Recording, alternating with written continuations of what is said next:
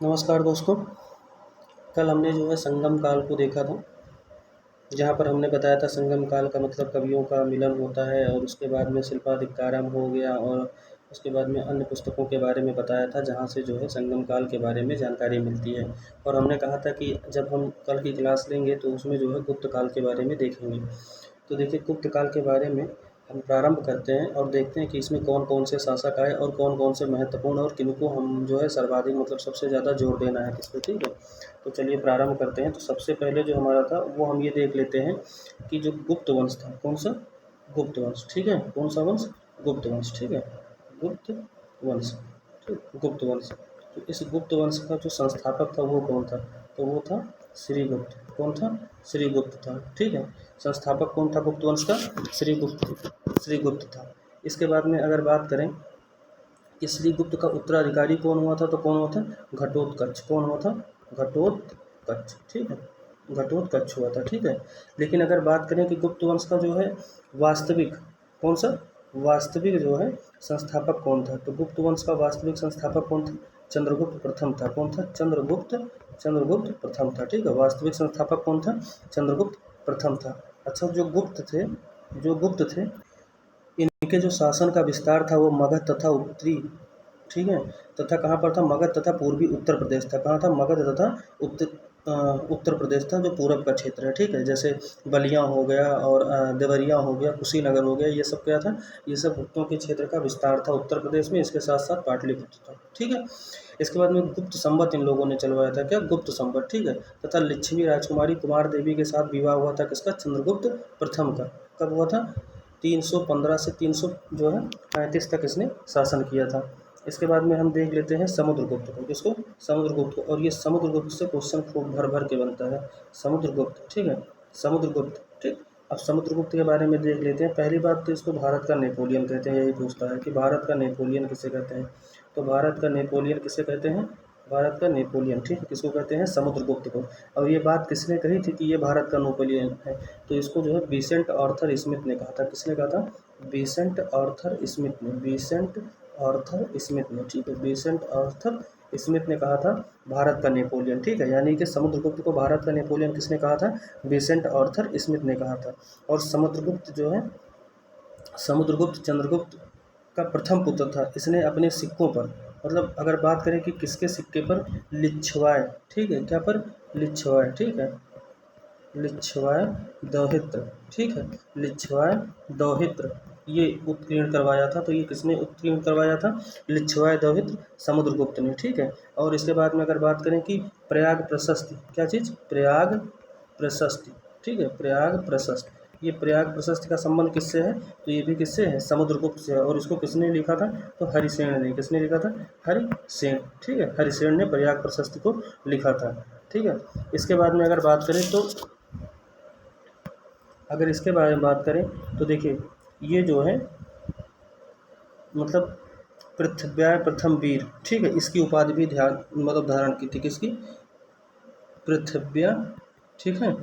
प्रथम वीर, पृथ्व्या प्रथम वीर, इसकी उपाधि भी किसने धारण की थी? समुद्रगुप्त ने, ठीक है? इसके अलावा इसके बारे में एक बहुत महत्वपूर्ण क्वेश्चन बनता है कि सिक्कों पर बीड़ा बजाते हुए, ठीक है? मतलब सिक्कों पर बीड़ा बजाते हुए, सिक्कों पर बीड़ा, सिक्कों पर बीड़ा किसके स्थित है? तो सिक्कों पर बीड़ा किसके स्थित है? वो भी समुद्रगुप्त के हैं, ठीक है? इसके अलावा अगर बात करें तो इसने अश्वमेध यज्ञ कराए। क्या कराए? अश्वमेध यज्ञ कराए। और अश्वमेध पराक्रमांक की उपाधि धारण की। किसकी? अश्वमेध प्रमा देखिए यहाँ पर लिख दे रहे हैं। अश्वमेध किसकी? अश्वमेध, ठीक है? अश्वमेध प्रक्रमांक, ठीक है? अश्वमेध प्रक्रमांक की उपाधि धारण की। मतलब इसने अश्वमेध यज्ञ कराए और अश्वमेध प्रक्रमांक की उपाधि धारण की। इसके अलावा और क्या क्या? तो कविराज थी, क्योंकि बीड़ा बजाता था तो क्या था? कविराज, ठीक है? क्या था? कविराज। तो पूछता है किसको कविराज कहा जाता है? तो समुद्रगुप्त को, ठीक है? इसकी पुस्तक का क्या नाम था? कृष्ण चरितम। क्या नाम था? कृष्ण चरितम, ठीक है? कृष्ण चरितम, इसकी पुस्तक क्या थी? कृष्ण चरितम, ठीक है? ये भी बात ध्यान रखिएगा। तो इतना जो था वो हमारे लिए किसके बारे में था? समुद्रगुप्त के बारे में। क्या क्या था?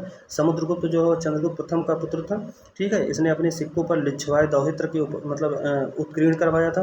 हरिसेन की प्रयाग प्रशस्ति ठीक है। हरिसेन की प्रयाग प्रशस्ति का अभिलेख है इसी के बारे में। विसेंट आर्थर स्मिथ ने इसको भारत का नेपोलियन कहा था। ठीक है। इसके अलावा जो है पृथ्वीराज प्रथम वीर उपाधि धारण की थी। सिक्कों पर बीड़ा बजाते हुए इसके जो है चित्रांकन है। अश्वमेध यज्ञ करवाया था। क्या करवाया था? अश्वमेध यज्ञ करवाया था। इसके अलावा और क्या करवाया था? तो अश्वमेध यज्ञ के बाद में इसने जो है अश्वमेध प्रक्रमांक की उपाधि धारण की थी, कविराज की उपाधि धारण की थी और कृष्ण चरितम पुस्तक थी। ये इतनी बात जो है समुद्रगुप्त के बारे में ध्यान रखनी है।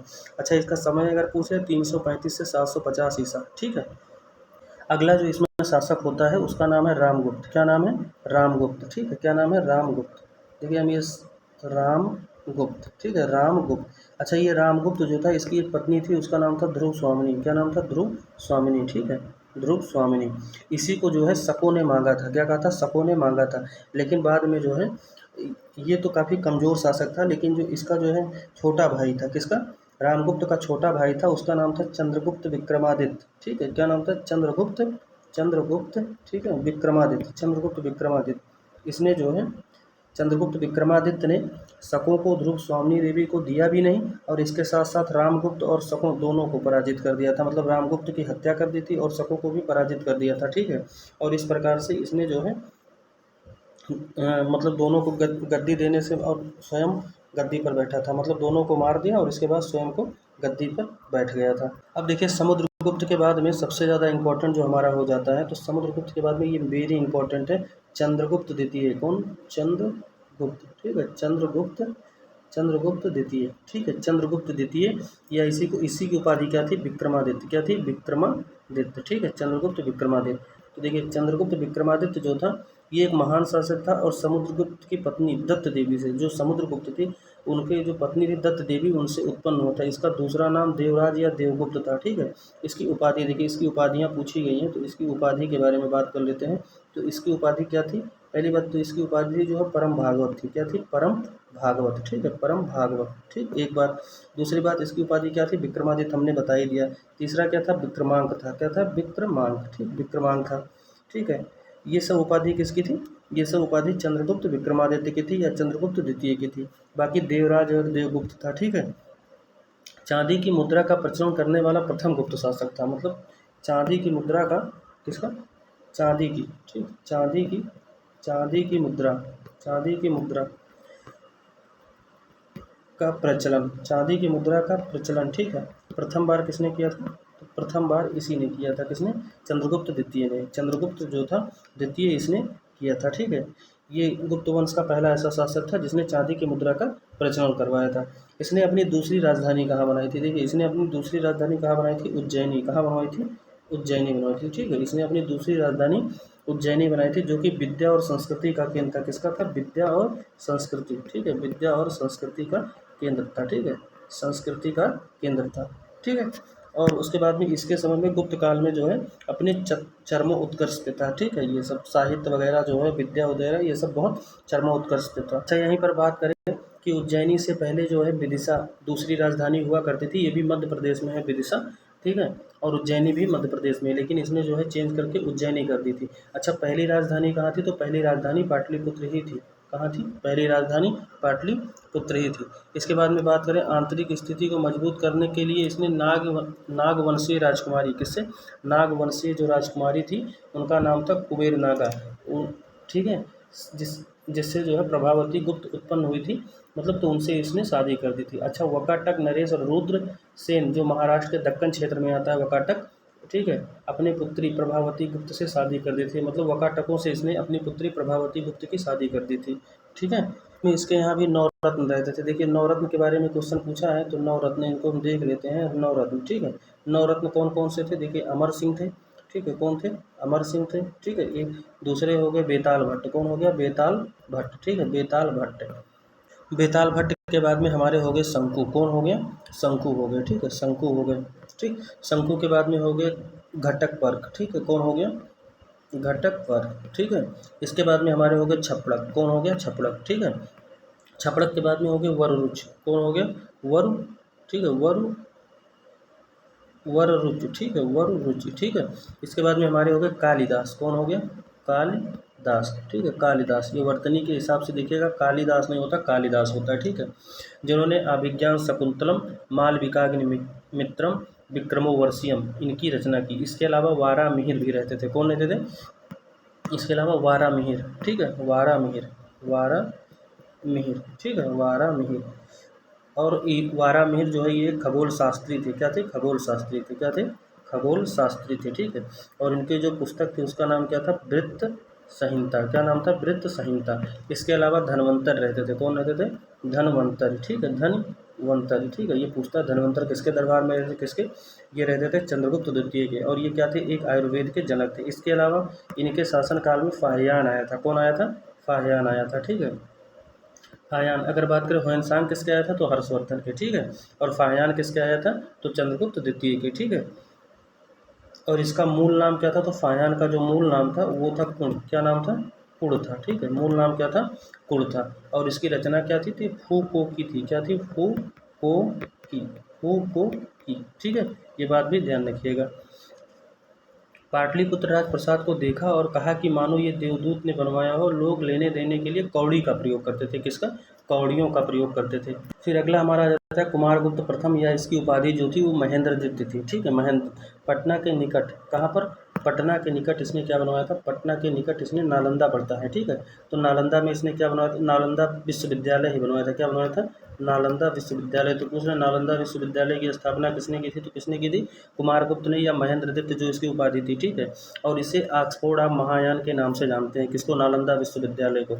इसी को जो है, जो मोहम्मद गौरी था, कौन था? मोहम्मद गौरी, ठीक है, मोहम्मद गौरी। इसका जो जनरल था या सेनापति था वहाँ पर, उसका नाम था बख्तियार खिलजी। क्या नाम था? बख्तियार खिलजी, ठीक है, बख्तियार खिलजी। इसी ने क्या किया था? इसको नष्ट कर दिया था। ह्वेनसांग ने यहीं से दीक्षा प्राप्त की थी। और उस समय जो यहाँ के प्रधानाचार्य थे उनका नाम शीलभद्र था, ठीक है। और ये भी जो है अश्वमेध यज्ञ करवाया था, ठीक है। अगला हमारा आ जाता है स्कंदगुप्त। कौन आ जाता है? स्कंदगुप्त। देखिए स्कंदगुप्त से जो सबसे महत्वपूर्ण बनता है वो पहली बात तो ये पूछता है भीतरी स्तंभ। जो भीतरी स्तंभ है, ये भीतरी स्तंभ का संबंध किससे है? तो भीतरी स्तंभ का संबंध किससे है? स्कंदगुप्त से, ठीक है। उसके बाद में पूछता है हुड़ों का आक्रमण किस गुप्त काल के समय में हुआ था? तो ये हुआ था किसके? ये हुआ था स्कंदगुप्त के। किसके हुआ था? स्कंदगुप्त के, ठीक है। ये दो तो बहुत इंपॉर्टेंट है। इसके अलावा चीनी सांग शासक के दरबार में राजदूत इसने भेजा था, ठीक है। और इसने सक्रादित्य की उपाधि धारण की थी। किसकी? इसने सक्रादित्य की। किसकी उपाधि धारण की थी? सक्रादित्य की, ठीक है, सक्रादित्य की। ये बात ध्यान रखिएगा, किसकी उपाधि धारण की थी? सक्रादित्य की, ठीक। और इसकी दूसरी राजधानी कहाँ थी? तो इसकी दूसरी राजधानी अयोध्या थी। क्या थी? अयोध्या थी, ठीक है, अयोध्या बनाया था इसने दूसरी राजधानी, ठीक। और इसके बाद में अगर और बात करें तो स्कंदगुप्त के शासनकाल में सौराष्ट्र का, ठीक है, प्रांत पर प्रणदत्त था। मतलब जब स्कंदगुप्त जो है शासन कर रहा था उस समय जो है सौराष्ट्र का जो प्रांतपति यानी गवर्नर था वो कौन था? प्रणदत्त था, ठीक है। और इसके बाद बात करें तो गुप्त वंश का अंतिम शासक कौन था? तो अंतिम शासक कौन था? विष्णुगुप्त था। कौन था? विष्णुगुप्त था, ठीक है। तो गुप्त वंश का अंतिम शासक कौन था? विष्णुगुप्त। और सबसे पहला शासक कौन था? श्रीगुप्त। और सर्वाधिक जो है मतलब उसको पूर्ण रूप से या जिसको कह सकते हैं वास्तविक संस्थापक कौन था? तो चंद्रगुप्त प्रथम था, ठीक है। इतना बात हमें ध्यान रखना है। इसके बाद में कभी कभी पूछता है कि मंदिरों के निर्माण का साक्ष्य हमें सबसे पहले कहाँ से मिला? तो देखो मंदिरों के निर्माण का जो साक्ष्य है यानी मंदिर के निर्माण का साक्ष्य, ठीक है, मंदिरों के निर्माण, ठीक है, निर्माण का पहली बार साक्ष्य, ठीक है, पहली बार साक्ष्य कहाँ से प्राप्त हुआ? तो पहली बार साक्ष्य हमें कहाँ से प्राप्त हुआ? वो हमें गुप्तों के समय से ही प्राप्त हुआ। कहाँ से? गुप्तों के, यानी गुप्त काल से ही हमें मंदिरों के साक्ष्य प्राप्त होना प्रारंभ हुए, ठीक है। उसके बाद में अगर बात करें तो जो गुप्त काल का कला एवं साहित्य की दृष्टि से इसको क्लासिकी युग या स्वर्ण युग के नाम से जानते हैं, ठीक है। इसके बाद में शिखर युक्त मंदिर का पहला उदाहरण, किसका? शिखर युक्त मंदिर का पहला उदाहरण देखिए, एक यहाँ पर हम इसको करके दूसरा पेज ले लेते हैं। देखिए सबसे पहले जो हमारा था वो था देवगढ़, ठीक है, ये देवगढ़, ठीक है, देवगढ़। ये देवगढ़ कहाँ है? तो देवगढ़ कहाँ है? झांसी में है। कहाँ है? झांसी में, ठीक है। और इसके बाद में यहाँ पर कौन सा मंदिर है? तो दशावतार मंदिर है। किसका है? दशावतार मंदिर, ठीक है। इसके बाद में भूमरा, कौन सा? भूमरा, ठीक है, भूमरा नागोद। ये कहाँ है? भूमरा नागोद कहाँ है? तो नागोद जो है ये है मध्य प्रदेश में। कहाँ है? एमपी में, ठीक है। और यहाँ पर जो है शिव मंदिर प्राप्त हुआ। इसके बाद में तिगवा जबलपुर में है। क्या चीज़? तिगवा, ठीक है, तिगवा। ये तिगवा कहाँ है? ये जबलपुर में है और ये विष्णु मंदिर है। इसके बाद में नचना कुठार है। क्या है? नचना कुठार। क्या है? नचना कुठार, ठीक है। ये नचना कुठार क्या है? तो ये भी जो है मध्य प्रदेश में है और ये पार्वती जी का मंदिर है। किसका? पार्वती माता का। इसके बाद में सिरपुर का विष्णु मंदिर, ये कहाँ है? सिरपुर का लक्ष्मण मंदिर, सिरपुर का लक्ष्मण मंदिर ये कहाँ है? मध्य प्रदेश में। इसके बाद में उदयगिरी का, तो ये भी मध्य प्रदेश में है, ठीक है। इसके अलावा ये भी विष्णु जी का मंदिर है। फिर भीतरगांव मंदिर कहाँ है? कानपुर में। भीतरगांव मंदिर कहाँ है? कानपुर में है, ठीक है। इसके बाद में सिरपुर का मंदिर और जो भीतरगांव का मंदिर है, कौन सा? सिरपुर का मंदिर और भीतरगांव। ये भीतरगांव का कहाँ है? तो भीतरगांव जो है ये कानपुर में है। भीतरगांव और सिरपुर, ठीक है। सिरपुर ये कहाँ है? तो ये तो एमपी में है, ठीक है। और ये कहाँ है? ये कानपुर में है, यानी यूपी में है, ठीक है। तो ये दोनों ऐसे मंदिर हैं, ठीक है, जो ईंटों से निर्मित है। किससे निर्मित है? ईंटों से निर्मित है, ठीक है, ईंटों से निर्मित है। अच्छा, जो देवगढ़ का दशावतार मंदिर का निर्माण गुप्तों के अंतिम समय में हुआ था, ये बात ध्यान रखिएगा, ठीक है। और यह राम अवतार और कृष्ण अवतार दोनों से संबंधित है तथा विष्णु के 10 अवतारों, ठीक है, मत्स्य हो गया, कूर्म हो गया, वाराह हो गया, नरसिंह हो गया, वामन हो गया, श्री राम हो गया, कृष्ण हो गया, परशुराम हो गया, बुद्ध हो गया और कल्कि, इनका वर्णन है, ठीक है। मध्य प्रदेश में जो स्थित बूमरा, ठीक है, कौन सा? नागौद में जो बूमरा है, कौन सा है? नागौद में जो बूमरा है, ठीक है, बूमरा, ये शिव मंदिर है। और ये किसमें है? ये पंचायतन शैली में। किसमें? पंचायतन शैली में है, ठीक है। पंचायतन शैली का प्रथम मंदिर है। पंचायतन शैली का प्रथम मंदिर है। इसके अलावा नचना कुठार जो मध्य प्रदेश में है, ये भी एक पंचायतन शैली का ही मंदिर है। इसके बाद में एक मंदिर है मरियाण मठ मंदिर, ठीक है, ये वृत्ताकार शैली में। कौन सा? मरियाण, ठीक है, मरियाण, ठीक है, मठ मंदिर, मठ मंदिर, ये जो है मरियाण मठ मंदिर, ये वृत्ताकार शैली में है। किसमें है? वृत्ताकार, ठीक है, वृत्ताकार, ठीक है, वृत्ताकार में है। और ये कहाँ है? तो ये राजगृह में है। कहाँ है? राजगृह। राजगृह मतलब, राजगृह मतलब पटना, बिहार, ठीक है, यहाँ पर है, ठीक है। अच्छा, अगर कभी पूछ ले बाघ की गुफा, कौन सी गुफा? बाघ की गुफा, ठीक है, बाघ की गुफा। ये बाघ की गुफा कहाँ है? बाघ की गुफा कहाँ है? तो बाघ गुफा कहाँ है? ये मध्य प्रदेश के धार डिस्ट्रिक्ट में। कहाँ पर? धार डिस्ट्रिक्ट मध्य प्रदेश में, ठीक है, धार डिस्ट्रिक्ट मध्य प्रदेश में है, ठीक है। और ये विंध्याचल श्रेणी के निकट नर्मदा की सहायक बागमती, ठीक है, बाघोरी से 2-3 जो मील है वहाँ से दूर है। इसमें 9 गुफाएँ हैं। पहली गुफा को गृह गुफा और दूसरी को पांडु गुफा के नाम से जाना जाता है। इसके अलावा एक भिलसा स्थान है मध्य प्रदेश में, ठीक है, भिलसा कहाँ है? मध्य प्रदेश में है। इसी में जो है दांतों पर उठाए वाराह की प्रतिमा है। मतलब इसी पे जो है गुफा के मुहाने पर दांतों को उठाए गए वाराह की प्रतिमा कहाँ है? तो वो भिलसा मध्य प्रदेश में है, ठीक है, भिलसा मध्य प्रदेश में है। इसके बाद में कुछ प्रमुख कर देख लेते हैं। देखिए, सबसे अधिक आय भूमि कर से 1/6 होता था। कितना होता था? 1/6 होता था। 1/6 कर जो राजा लेता था उसे भाग कहा जाता था। मतलब जो राजा कर लेता था, यानी राजा द्वारा लिया जाने वाला कर, राजा द्वारा, ठीक है, लिया जाने वाला कर, राजा द्वारा लिया जाने वाला कर क्या कहलाता था? जाने वाला कर, ठीक है, ये क्या कहलाता था? ये भाग कहलाता था। क्या कहलाता था? भाग कहलाता था, ठीक है। उसके बाद में अगर और बात करें तो देखिए, इसके अलावा अन्य हो जाते भेंट स्वरूप।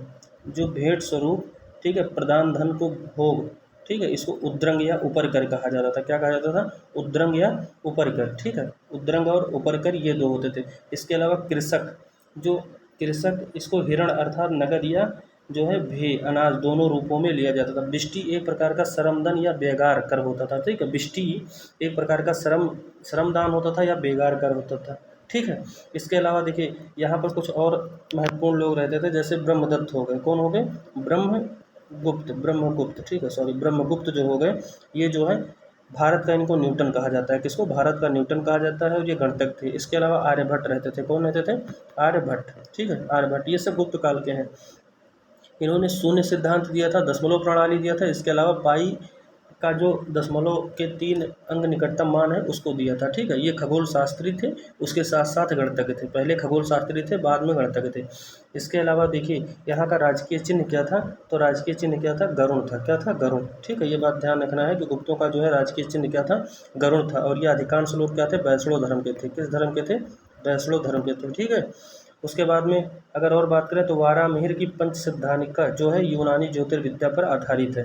तो ये, और यहाँ का जो प्रमुख एक बंदरगाह था वो बंगाल के ताम्रलिप्ति बंदरगाह से होता था, ठीक है। पश्चिमी तट पर भड़ोच या भृगुच्छ था। ये इतना बात भी ध्यान रखिएगा। मतलब भड़ोच क्या आपसे डायरेक्ट पूछेगा तो ये बंदरगाह था, ताम्रलिप्ति से होता था। ताम्रलिप्ति बंगाल में है, यहाँ से इनका व्यापार होता था गुप्तों का, ठीक है। तो ये सब बंदरगाह जो है प्रसिद्ध थे। अच्छा, एक चीज़ नोट कर लीजिए, देखिए यहाँ पर जो दिया हुआ है, चरक किसके दरबार में रहते थे? ठीक है, चरक, कंफ्यूज मत होइएगा। तो चरक जो है कनिष्क के दरबार में रहते थे। किसके दरबार में? कनिष्क के। अच्छा, धन्वंतरि किसके यहाँ रहते थे? तो मैंने अभी बताया धन्वंतरि किसके यहाँ रहते थे, तो ये रहते थे चंद्रगुप्त द्वितीय के। किसके? चंद्रगुप्त द्वितीय के। ठीक है, चंद्रगुप्त द्वितीय के या चंद्रगुप्त विक्रमादित्य कह लीजिए। अच्छा, गुप्त काल की मुद्रा क्या थी? तो स्वर्ण मुद्रा को दीनार कहा जाता था। ठीक है, स्वर्ण मुद्रा को क्या कहा जाता था? स्वर्ण मुद्रा को दीनार कहा जाता था। ठीक है, इसके बाद में रजत मुद्रा को क्या कहा जाता था? देखिए, रजत को क्या कहा जाता था? रूपक। क्या कहा जाता था? रूपक कहा जाता था। ठीक है, इसके अलावा बिना जोती हुई भूमि को अप्रहत कहा जाता था। क्या कहा जाता था? अप्रहत। ठीक है, ये बिना जोती हुई भूमि होती थी, इसको अप्रहत कहा जाता था। अच्छा, प्राचीन काल में सिंचाई कर को, ठीक है, विदक भागम कहा जाता था। क्या कहा जाता था? विदक भागम। ठीक है, क्या कहा जाता था? विदक भागम। विदक भागम, ये किसको कहा जाता था? विदक विदक भागम। ये जो है प्राचीन काल में सिंचाई कर का जो भूमि होता था, सिंचाई कर जो होता था, उसको विदक भागम या उदक भागम कहा जाता था। सिंग यून, ठीक है, कौन? सुंग यून। ठीक है, ये 6वीं शताब्दी में भारत आया था, 515 से 520 तक। इसके बाद थोड़ा सा यहीं पर देख लेते हैं षट दर्शन। कौन सा षट दर्शन? तो देखिए, सबसे पहले कौन सा है? न्याय। न्याय दर्शन के कौन थे? गौतम थे। कौन थे? गौतम। गौतम ऋषि थे। ठीक है, गौतम ऋषि थे। इसके बाद में दूसरा हमारा आ जाता है सांख्य। कौन सा आ जाता है? सांख्य। इसके कौन थे? कपिल थे। कौन थे? कपिल थे। ठीक है, तीसरा हमारा वैश्विक। कौन सा? वैश्विक। इसके कौन थे? कणाद या इनको उलूक कहा जाता है। इसके बाद में मीमांसा है, इनको जैमिनी कहा जाता है। और योग दर्शन के पतंजलि हो गए। ठीक है, कौन हो गए? पतंजलि हो गए। और जो पतंजलि थे ये पुष्यमित्र शुंग के दरबार में रहते थे, ये बात भी ध्यान रखना है। ठीक है, चलिए अब यहाँ पर पीडीएफ से जो है हम देख लेते हैं। तो देखिए, सबसे पहले है गुप्त वंश ने लगभग 275 से 550 ईस्वी तक शासन किया था। ठीक है, उसके बाद में जो इसका संस्थापक था वो कौन था? श्रीगुप्त था। उसका जो देख रेख करने वाला था वो कौन था? वो था घटोत्कच। लेकिन उसके बाद चंद्रगुप्त प्रथम। ठीक है, ये वास्तविक संस्थापक था। कौन? चंद्रगुप्त प्रथम। और इसकी पत्नी का क्या नाम था? कुमार देवी। ध्यान रखिएगा, ये कुमार देवी। ठीक है, ये कभी कभी पूछ लेता है, एक तरफ राजाओं का नाम, एक तरफ पत्नी। ठीक है, उसके बाद समुद्रगुप्त। ठीक है, कौन? समुद्रगुप्त। ठीक है, और समुद्रगुप्त जो था, इसकी पत्नी का क्या नाम था? दत्ता देवी था। ठीक है, इसके बाद में कौन था? रामगुप्त था। कौन? रामगुप्त था। इसी की पत्नी जो है कौन थी? ध्रुव स्वामिनी थी। ठीक है, जिसको जो है किसने? चंद्रगुप्त द्वितीय ने दोनों को समाप्त कर दिया था। ठीक है, इसके बाद स्वयं गद्दी पर बैठा था। और इस समय किसका हुआ था? तो शकों का आक्रमण हुआ था। किसका? शकों का। इसके बाद में देख लीजिए, इसका जो सबसे महत्वपूर्ण राजा है वो कौन सा है? चंद्रगुप्त। ठीक है, कौन था? चंद्रगुप्त द्वितीय। ठीक है, चंद्रगुप्त द्वितीय। ये चंद्रगुप्त द्वितीय जो था, यही सबसे महान शासक था। ठीक है, और जो इसकी माता थी उनका क्या नाम था? दत्त देवी था। ठीक है, दत्त देवी, जो कि किसकी पत्नी थी? समुद्रगुप्त की। इसके बाद में कुमारगुप्त था, जिसकी पत्नी का नाम अनंत देवी था। और फिर स्कंदगुप्त। स्कंदगुप्त के ही समय में सर्वाधिक क्या हुआ था? हूणों का आक्रमण हुआ था। इसके बाद पुरुगुप्त था, कुमार द्वितीय था, बुद्धगुप्त था, और सबसे अंतिम कौन सा था? मैंने ये बताया था। तो सबसे अंतिम कौन सा था? विष्णुगुप्त था। बस आपको इतना ध्यान रखना है। ठीक है, इसके बाद में अब देख लेते हैं। देखिए, जो चंद्रगुप्त प्रथम था, ठीक है, इसने सोने का जो है सिक्का जारी करने वाला प्रथम गुप्त शासक था। देखिए, चंद्रगुप्त प्रथम जो था, ये देखिए इंपॉर्टेंट हो जाता है कि सोने का सिक्का जारी करने वाला प्रथम गुप्त शासक कौन सा था? तो वो चंद्रगुप्त प्रथम था। और अगर कभी पूछ ले चांदी की मुद्रा जारी करने वाला प्रथम गुप्त शासक कौन था? तो चंद्रगुप्त द्वितीय था। ठीक है, सोना भाई पहला आदमी है तो जारी किया, उसके बाद थोड़ा राजकाज में घट गया तो ऐसे मान लीजिए कि चांदी जारी करना पड़ा। ठीक है, और अगर पूछ ले कभी, ठीक है, कि सर्वाधिक शुद्ध सोना, ठीक है, देखिए अगर पूछ ले कभी कि सर्वाधिक, ठीक है, सर्वाधिक मैं यही लिख दे रहा हूँ, सर्वाधिक शुद्ध सोना। ठीक है, सर्वाधिक शुद्ध सोना। ये सर्वाधिक शुद्ध सोना कौन जारी किया था? तो देखिए, सर्वाधिक शुद्ध सोना जो जारी किया था, वो सर्वाधिक शुद्ध सोने के सिक्के जो है वो कुषाणों से प्राप्त होते हैं। किससे प्राप्त होता है? कुषाण से। ठीक है, किससे प्राप्त होता है? कुषाण से। ठीक है, किससे? कुषाण से। ठीक है, ये बात भी ध्यान रखिएगा। अच्छा, कुषाणों में किसने किया था? तो देखिए, इस राजवंश का शासक जो कनिष्क था, ठीक है, कौन? कनिष्क था। इसी ने जो है जारी किया था। ठीक है, इसने जारी किया था। इसने शक संवत भी 78 ईसा में जारी किया था। ठीक है, और चतुर्थ बहुत संगति भी किसके समय में हुई थी? तो कनिष्क के समय में हुई थी। कहाँ पर? कुंडलवन, कश्मीर में। और इसकी अध्यक्षता किसने की थी? वसुमित्र ने। किसने की थी? वसुमित्र ने थी। ठीक है, इसके अलावा अश्वघोष कौन थे? तो ये उपाध्यक्ष थे। ठीक है, और जो है इन्होंने बहुत मतलब विभिन्न साहित्यों में विभाषा शास्त्र में अनुवाद किया था। ठीक है, इसके अलावा कनिष्क ने पाटलिपुत्र पर आक्रमण करके अश्वघोष को जो है प्राप्त किया था। ठीक है, इतना बात हमें ध्यान रखना है। और जो है कनिष्क के ही दरबार में कौन रहता था? चरक रहता था। कौन रहता था? चरक रहता था। ठीक है, अगर पूछ ले सर्वाधिक तांबे के सिक्के कौन जारी किए थे, तो वो कुषाणों ने किए थे, ठीक है। सर्वाधिक तांबे के सिक्के कौन जारी किए थे, कुषाणों ने जारी किए थे, ठीक है। इस वंश के हुबिस सिक्कों पर जो है शिव, विष्णु और स्कंद इनका चित्रांकन किया गया है। और जो इस वंश का अंतिम शासक था यानी कि कनिष्क वंश, ठीक है, वो कौन था, वासुदेव था, ठीक है। कौन था, वासुदेव था। अगर बात करें कनिष्क के शासन काल में जो राजधानी थी वो पेशावर या पुरुषपुर थी और दूसरी राजधानी मथुरा थी, ठीक है। इसने पेशावर में अनेक स्तूपों का निर्माण किया था। इसके बाद हमने समुद्रगुप्त को देखा था, तो देखिए समुद्रगुप्त में हमने क्या बताया था, हरिसेन की प्रयाग प्रशस्ति, ठीक है। उसके बाद अश्वमेध यज्ञ, ठीक। उसके बाद में भारत का नेपोलियन मैंने बताया कि किसने कहा था, विसेंट आर्थर स्मिथ ने कहा था। अश्वमेध प्रकार के जो है अश्वमेध प्रकार के सोने के सिक्के इसने जारी किए। इसके बाद में हम फिर देख लेते हैं किसको, चंद्रगुप्त द्वितीय को। मेहरौली लौह स्तंभ से किसका संबंध है, चंद्रगुप्त द्वितीय का। विक्रमादित्य की उपाधि किसकी है, चंद्रगुप्त द्वितीय की। रजत सिक्का जारी करने वाला प्रथम गुप्त शासक कौन था, यही था, ठीक है। इसके अलावा समकालीन चीनी यात्री कौन था, फाहियान था, ठीक। इसके बाद में फिर हम देख लेते हैं इसके जो दरबार में नवरत्न थे। देखिए छपड़क जो है ये फलित ज्योतिष थे। वरुरुच कौन थे, व्याकरण थे, वैयाकरण थे।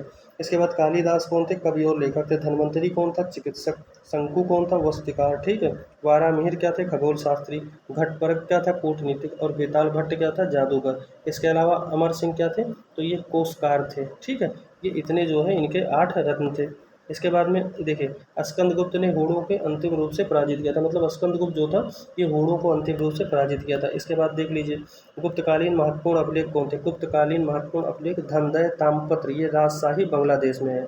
इसके बाद बैग्राम ताम्रपत्र जो है कहाँ है, बोगराम बांग्लादेश में। फिर दामोदर ताम्रपत्र कहाँ है, दीनाजपुर बांग्लादेश। उसके बाद में वत्स भट्टी रचित मंदसौर अभिलेख कहाँ है, ये प्राचीन मालवा में है। इसके बाद में गढ़वा अभिलेख कहाँ है, ये प्रयागराज में। करमदंडा अभिलेख कहाँ है, एटा में, ठीक है। मनकुंवर अभिलेख कहाँ है, प्रयागराज में। तुमैन अभिलेख कहाँ है, ग्वालियर में।